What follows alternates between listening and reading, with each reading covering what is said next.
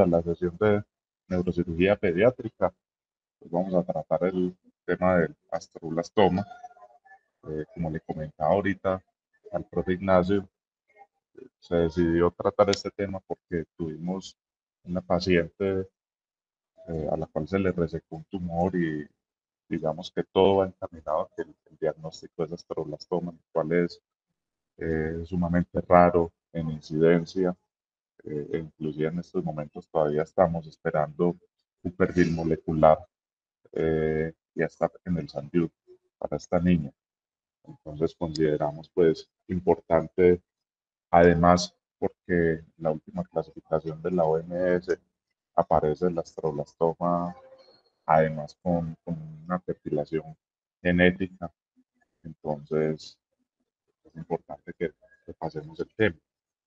Mm, Solo por mencionar eh, tangencialmente el caso clínico, entonces tenemos una paciente femenina de 4 años que está presentando hace 4 meses cefalea, visión borrosa, episodios de meses y fotofobia que han aumentado con el paso del tiempo, se han vuelto más intensos.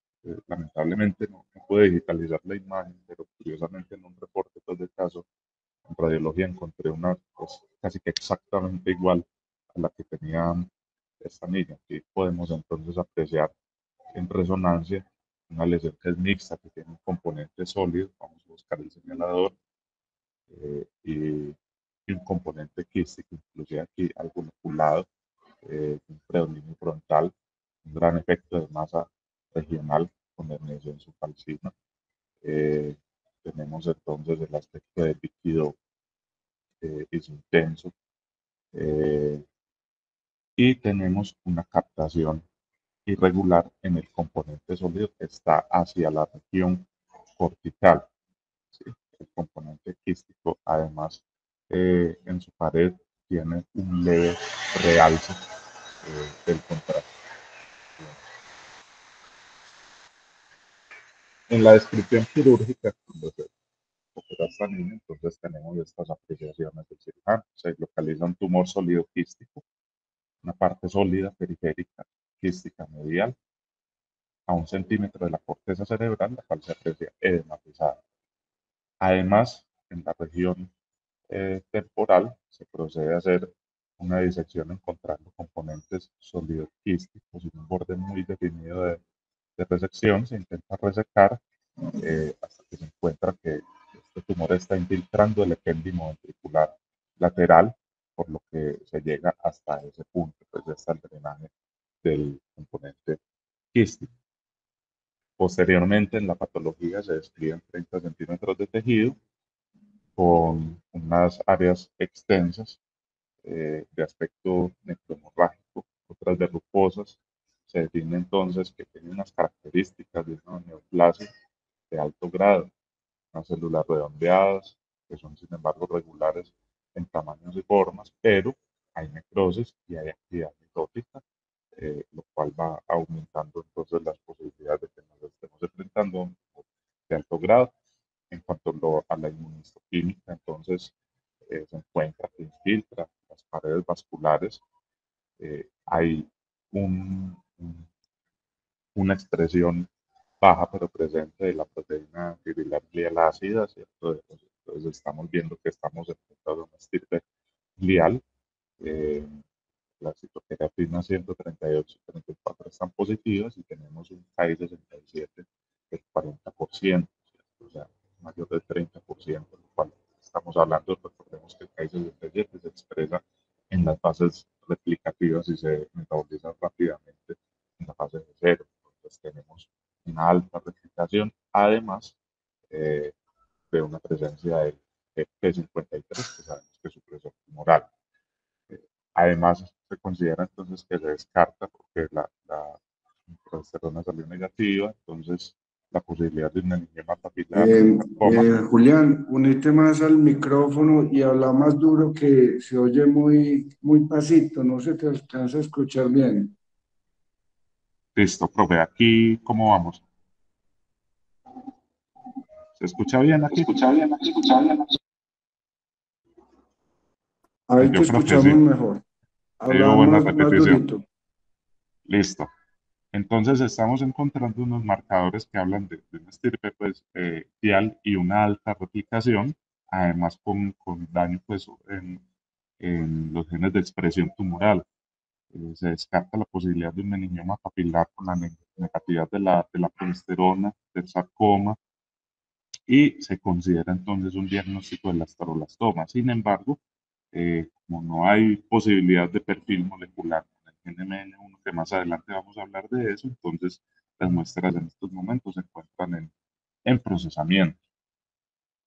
Entonces nos pusimos a leer, a buscar respecto al astroblastoma, y en la revisión que hice encontré que estamos hablando de astroblastomas concretamente desde 1926, y que este artículo que tengo acá de la revista eh, psiquiátrica escandinava o Psychiatric Scandinavian de 1930, estos dos doctores entonces cogieron las placas del doctor Cushing e hicieron varias clasificaciones, y entre ellas encontraron unas poblaciones con presencia entonces de astroblastos, y comenzaron a describir en términos clínicos y en términos histológicos lo que es el astroblastoma. Ya estábamos hablando en 1930 de esto.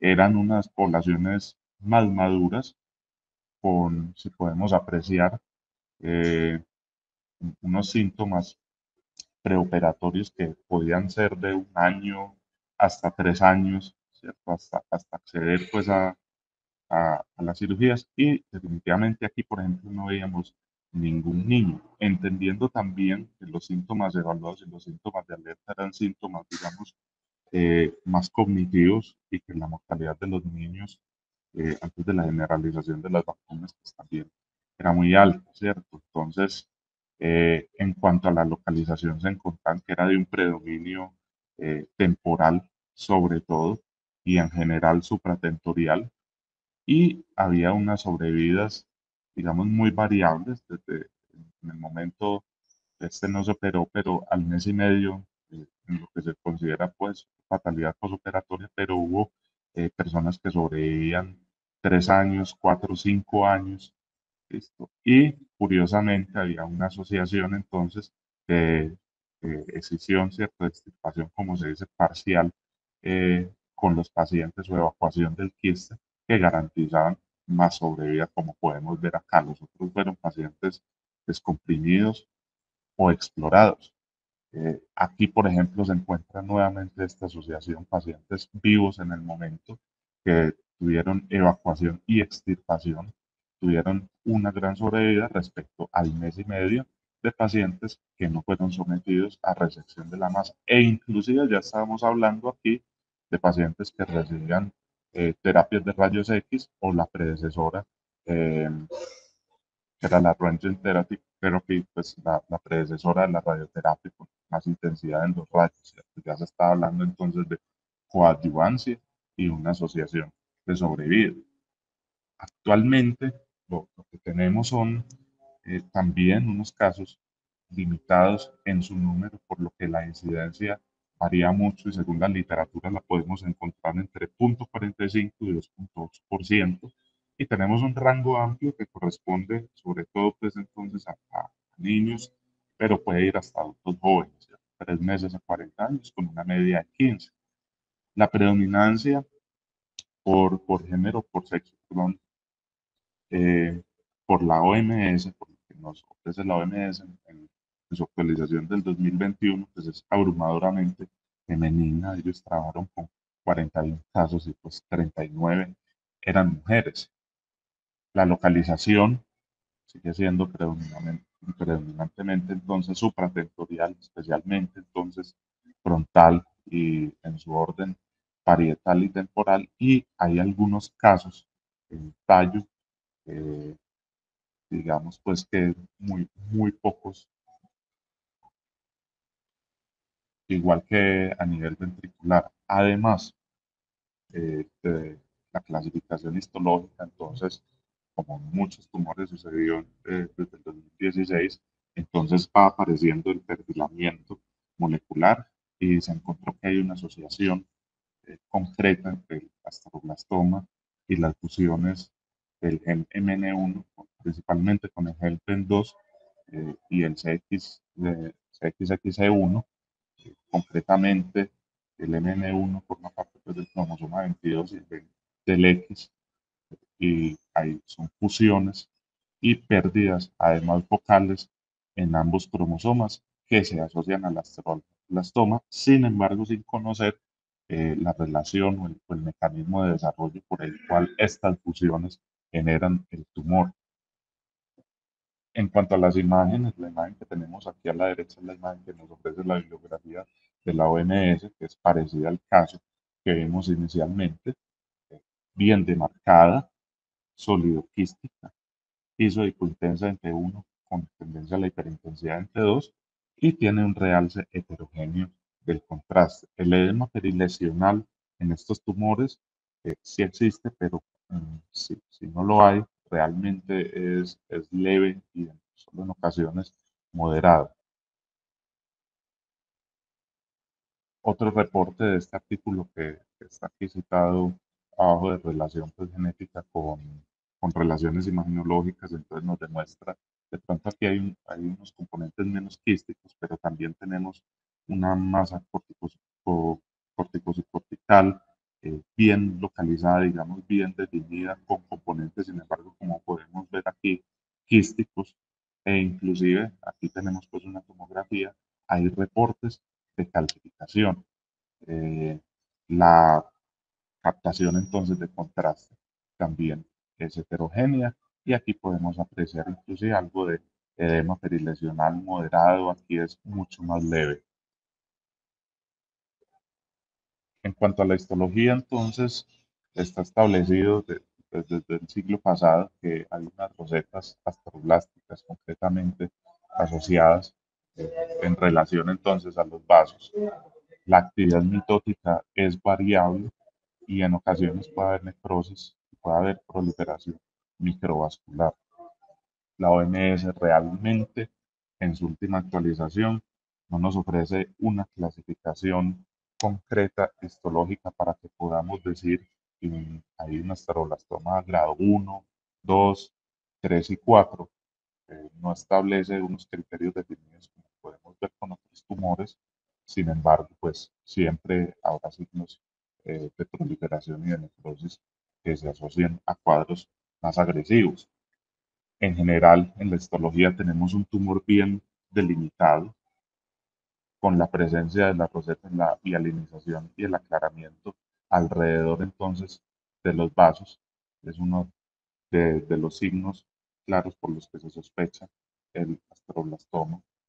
Eh, Puede haber pleomorfismo que no necesariamente tiene una asociación con comportamientos agresivos o de tumores de alto grado, y la asociación de alto grado, porque hay sociedades, por ejemplo, como el Instituto de Cáncer en Estados Unidos, que sí manejan una clasificación del 1 al 4 del astroblastoma, entonces los criterios, por ejemplo, de actividad mitótica o de necrosis, aquí vemos entonces la pérdida de núcleos y de citoplasmas, tienen asociación, entonces pues, son criterios para la clasificación de alto grado.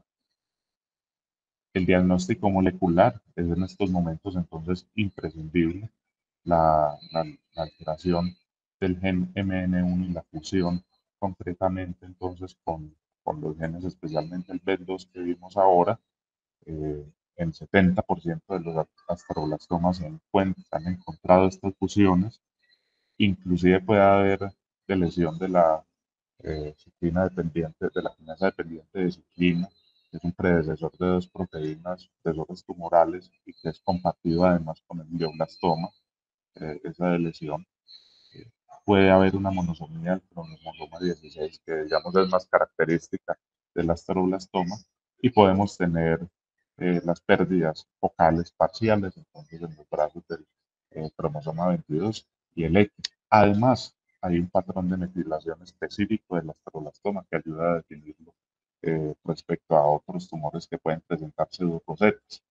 El resumen entonces de la OMS para decir que hay un astroblastoma MN1 alterado, que es la clasificación que nos da en el 2021 es que es esencialmente encontrar en la histología un aspecto glial con las pseudorosetas perivasculares tiene que tener la alteración del MN1 y corresponder a un perfil de metilación específico. Además, si en la inmunistoquímica tenemos el antígeno antiepitelial eh, y la proteína glial fibrilar ácida, ayuda a corroborar o a estar más seguros.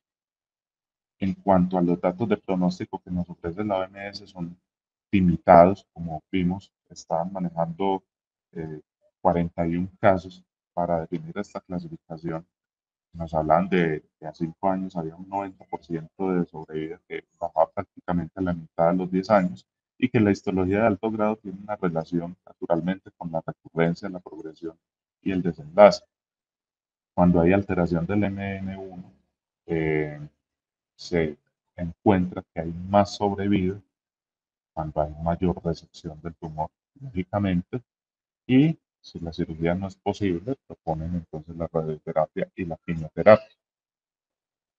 Ahora, yéndonos a qué tenemos en otros artículos, en otras revisiones, encontramos que en el 2014 se hizo entonces un surveillance de aproximadamente 200 pacientes en la base de datos pues, del Instituto Nacional de Oncología en Estados Unidos, eh, con un rango de edad, perdón, de años en los que se trató al paciente importante. Entonces, son unos casos, un estudio retrospectivo de 239 casos, un muy buen número N, con los años de diagnóstico que están entre el 73 y el 2009, una presentación más homogénea en edad, la etnicidad abrumadoramente caucásica con una representación pues hispánica mínima y se encontró que 16% tenían 10, de 0 a 10 años y aproximadamente un 30%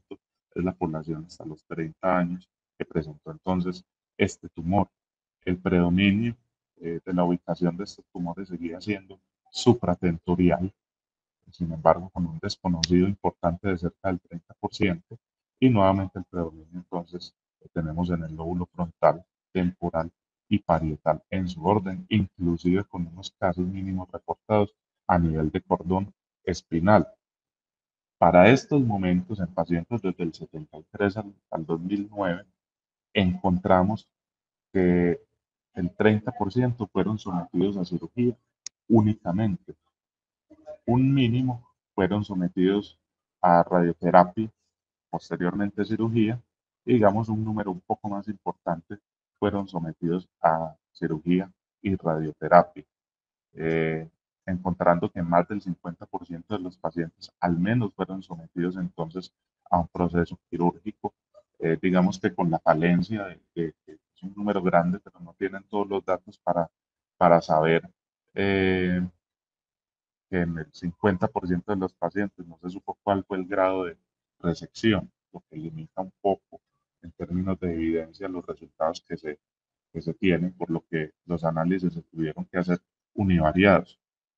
Se encontró, por ejemplo, en este artículo, que el paciente que recibía radioterapia versus a solo cirugía, entonces tenía más compromiso en la sobrevida y que inclusive el paciente con cirugía y radioterapia le iba más mal que el paciente que tenía solo la cirugía.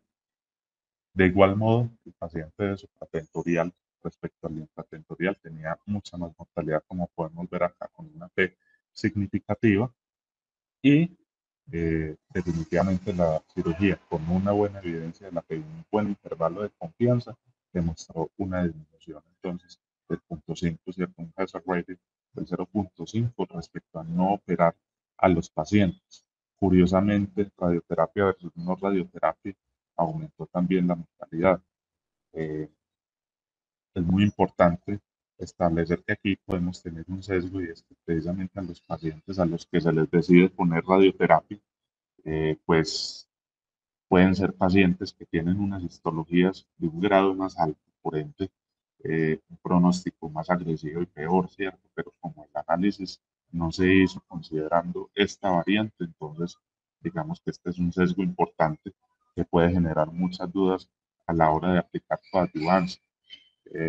En términos gráficos, entonces podemos ver en la sobrevida general para que sea más aplicable pues, a la población, cómo los pacientes, concretamente a 5 años, inclusive aquí estamos hablando de 420 meses, ¿cierto? Eh, pero digamos que durante toda la línea de tiempo tenían más sobrevida, mayor del 50%, mm, solo con la cirugía versus solo la radioterapia, y les dio peor aún con cirugía y radioterapia. Cuando estábamos hablando de la diferencia entre entonces un tumor infratentorial versus el supratentorial, les iba mucho mejor entonces en un paciente que tenía un tumor infratentorial con unas sobrevidas inclusive cercanas al 80% luego de los 10 años de seguimiento. Y en cuanto a la edad, eh, es muy importante contar que hasta los 18 años hay una gran diferencia en la sobrevida. Ahora, estamos hablando de estudios, inclusive había un gráfico que mostraba pues cómo variaba la sobrevida entre los pacientes atendidos antes del 90 y luego del 90. Eh, pero obviamente es una población muy grande con diferentes esquemas de tratamiento en un tiempo de captación muy grande con diferentes alternativas terapéuticas. Entonces, digamos que lo más nuevo que tenemos ahora de búsqueda en la base de datos pues, de oncología de Estados Unidos es un análisis entonces de la base de datos nacional de cáncer, que digamos que es lo más reciente que tenemos hasta el 2018, y es donde encontramos entonces que ellos buscaron población entre el 2004 y el 2012. Muy importante porque casi siempre son diagnósticos histológicos que ya tienen un perfil molecular asociado. Entonces, digamos que puede haber más certeza de que estamos realmente con pacientes con astroblastomas o astroblastomas MN1 modificados. Hasta los 14 años, casi el 50% de los pacientes entonces tenían astroblastoma y se consideró grado 1, 2 bajo y grado 3, 4 alto. eh, y digamos que estaban divididos 50-50 la presencia entonces del grado. Esto estaba en función, la definición del grado en estos tumores está en función de que el uno pues no tenía atipia, el 2 podía tener algo de pleomorfismo, el 3 podía tener pleomorfismo con mitosis y el 4 tenía proliferación muy, microvascular y necrosis. Sin embargo, pues entonces también fueron unas muestras limitadas, un número N de 63 pacientes, 76% eran mujeres, lo que va coincidiendo un poco con lo que nos dice la OMS, la gran proporción de mujeres. La localización solo se pudo encontrar en el 87% de estos pacientes y de ese 87, 90% era supratentorial. El grado histopatológico se logró definir solo en el 60% de los pacientes y de ese 60% de los pacientes, como vimos ahorita, la mitad eran bajo grado. Ahora, en estos pacientes del 2004 para adelante, de esos 63 pacientes, 59 se llevaron a cirugía, uno no se operó por decisión del paciente y otros 3 no se encontró qué fue lo que pasó con ellos. De esos 59 pacientes, lamentablemente, solo se reportó pues, en la descripción quirúrgica el grado de extensión de la resección en el 33% de los pacientes. Aproximadamente el 60%, el 30% de los pacientes recibieron quimioterapia, especialmente los pacientes que tenían entonces un alto grado histológico encontrado, que ya vimos que eh, era una proporción, digamos, pequeña. eh, por el 60% de los pacientes se los conocía el grado histológico, o sea, si nos vamos a ver, es un 30% de esa muestra. 20 pacientes recibieron entonces quimioterapia versus una porción muy mínima de bajo grado que recibe quimioterapia. En cuanto a la terapia, a la radioterapia, entonces casi el 50% reciben entonces radioterapia principalmente los pacientes que tienen alto grado. Naturalmente, entonces vemos que en la sobrevida, aquí estamos hablando entonces de años a 10 años, en el bajo grado entonces tenemos una supervivencia del 80% y en el alto grado tenemos unas supervivencias más bajas, pero también aproximadamente del 70%, con una P lamentablemente no significativa, que también coincide con la sobrevida del 80% que nos va ofreciendo la OMS.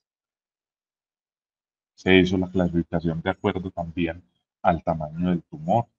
Había mayor mortalidad en los pacientes que se diagnosticaron con tumores mayores de 5 centímetros, sin embargo, con sobrevidas a 10 años superiores al 60%, y en los que eran menores de 5 años, unas sobrevidas del 90%.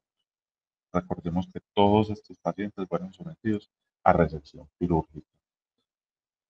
En cuanto a los pediátricos, coincidiendo también con la información del anterior artículo, vimos que hasta los 14 años hay más sobrevida, que es mayor del 80% y mayor del 70% en el grupo AYE, adultos jóvenes. En cuanto a la sobrevida en tumores de alto grado, se hizo entonces ese análisis con la variable concretamente en el alto grado. Se encontró que los pacientes que no recibieron quimioterapia vivieron a 10 años más del 80%, mientras que los pacientes que recibieron quimioterapia se redujo casi un 20% esa sobrevida. Por el contrario, cuando estamos hablando de la radioterapia, hay una gran diferencia en los tumores de alto grado entre ofrecer entonces la coadyuvancia con radioterapia frente a no ofrecerla, una diferencia mayor del 80% versus menos del 40% a 10 años. Entonces, eh, digamos que estamos frente a la era de la clasificación molecular que nos ayude a encontrar más fácil o aclarar la verdadera incidencia del astroblastoma. Ya vimos que realmente estamos hablando de astroblastomas desde hace casi 100 años. Eh, ya vimos que toda la evidencia, a pesar de que no la tenemos grado 1 o 2, nos habla de que hay una gran importancia en la resección quirúrgica, idealmente total, para garantizar unas excelentes sobrevidas que vimos que pueden ocurrir también en el alto grado a 10 años. En las terapias coadyuvantes, digamos que hay dudas todavía respecto a la quimioterapia.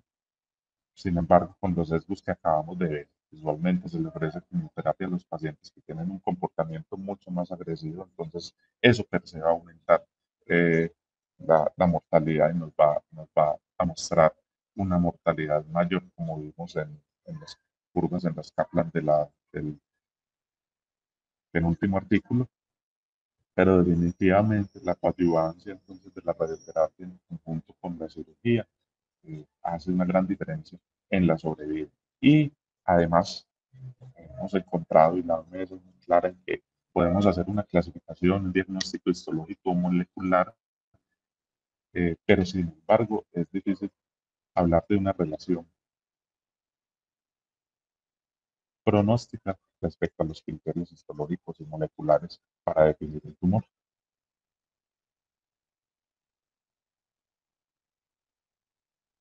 Eso era lo que teníamos hoy de astroblastoma. No sé qué dudas, comentarios tienen del tema.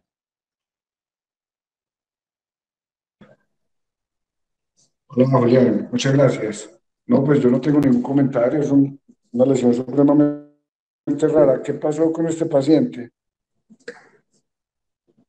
Profe, en el momento, pues la niña cursó luego con una ISO, salió de la ISO, se encuentra en la casa y lo que estamos esperando en estos momentos es la confirmación molecular del gen MN1 y está en el SANYUD para definir la pertinencia de radioterapia o radioterapia y quimioterapia, porque evidentemente pues tenemos una asterolastoma con un comportamiento de tumor de alto grado. En la histología se reporta necrosis y mitosis.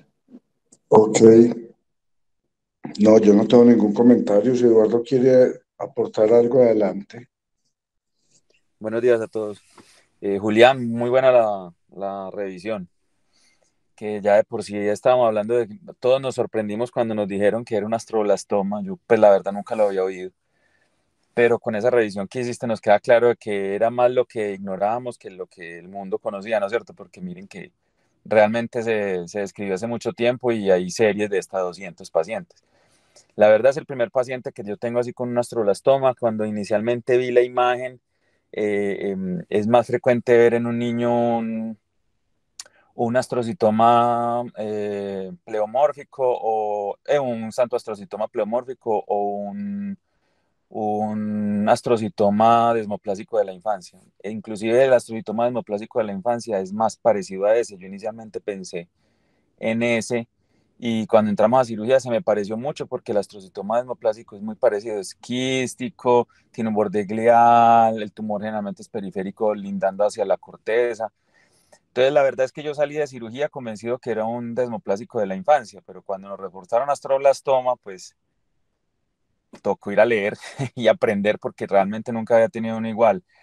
Y al comparar el uno con el otro, a pesar de que la imagen de los dos son muy parecidas, histológicamente hablando, como decía Julián, son bastante diferentes y la posibilidad de malignidad de de ser un anaplásico, lo diferencia demasiado del otro, porque el otro sí nunca se maligniza, se logra curaciones totales con sobrevidas mayores de 10 años, entonces, pues muy importante esa parte de clasificarlo bien y darle el tratamiento que es, porque realmente pues es una niña pequeña y si tiene esas sobrevidas que dijo Julián, importantísimo hacer un buen diagnóstico para el tratamiento que es. Juli, muchas gracias, muy buena la charla. Gracias, profe. Bueno, listo, muchas gracias. Nos vemos Oscar Zorro, ¿quiere hacer algún comentario? Un último comentario. Buenos días, ¿me escuchan? Muy bien. Lo que yo veo y lo que sucede en los diferentes hospitales es que muchos de estos diagnósticos diferenciales depende de la experticia del patólogo. Sí, desafortunadamente nosotros acá en Bogotá trabajamos en muchos sitios donde no hay neuropatólogos realmente con formación y uno opera, por ejemplo, a un niño y todavía le están reportando glioblastoma, ¿sí?